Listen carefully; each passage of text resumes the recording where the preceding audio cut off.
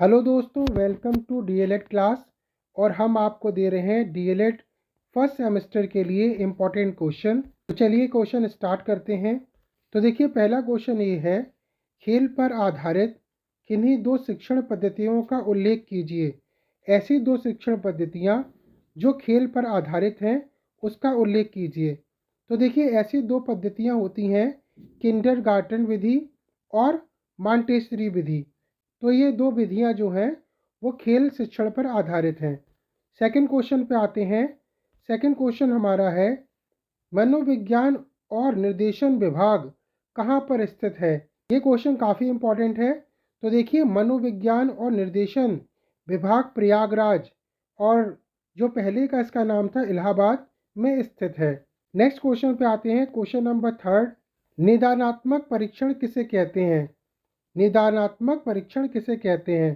तो देखिए, जिस प्रकार किसी डॉक्टर को रोगी के रोगों का निदान करना होता है, उसी प्रकार एक टीचर को भी बच्चों की समस्या का निदान करना होता है। तो देखिए, इसका आंसर ये है, निदानात्मक परीक्षण से तात्पर्य किसी रोग का निदान करना है। जिस प्रकार चिकित्सक किसी रोग का निदान करता है, उसी प्रकार एक शिक्षक भी अपने छात्रों की समस्याओं का निदान करता है, उसका उपचार करता है, उसकी विषयगत समस्याओं तथा अधिगम संबंधी त्रुटियों का निदान करता है।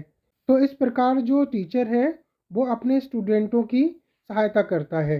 नेक्स्ट पर आते हैं, क्वेश्चन नंबर 4 पर, रुचिपूर्ण शिक्षा क्या है। तो देखिए, शिक्षक छात्रों की रुचियों के अनुसार स्थानीय आवश्यकताओं को दृष्टिगत रखते हुए अपने शिक्षण कार्य को प्रभावशाली रूप देता है और शिक्षा को रुचिपूर्ण बनाता है। नेक्स्ट क्वेश्चन पे आते हैं। क्वेश्चन नंबर 5, सहभागी शिक्षण के दो उद्देश्य बताइए।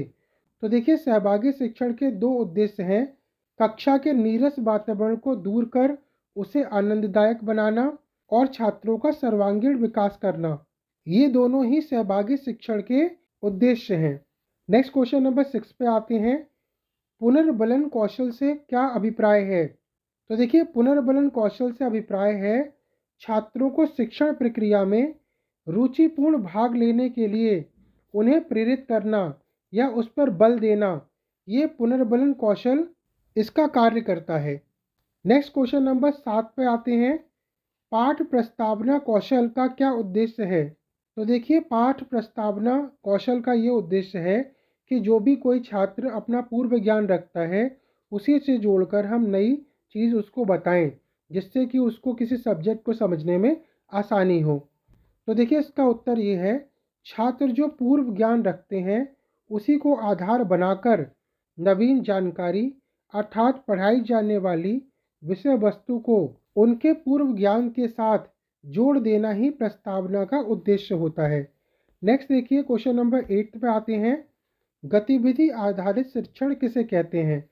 तो देखिए, इसका आंसर ये है, गतिविधि से तात्पर्य उन समस्त क्रियाओं से है जिनकी सहायता से बच्चे विषय वस्तु पर ध्यानपूर्वक कार्य कर रहे होते हैं और साथ ही उन कार्यों को करके सीख रहे होते हैं। यही गतिविधि आधारित शिक्षण का उद्देश्य है। तो दोस्तों, ये थे कुछ आपके इंपॉर्टेंट क्वेश्चन। मैं आगे भी इंपॉर्टेंट क्वेश्चन लेके आता रहूँगा। Thank you.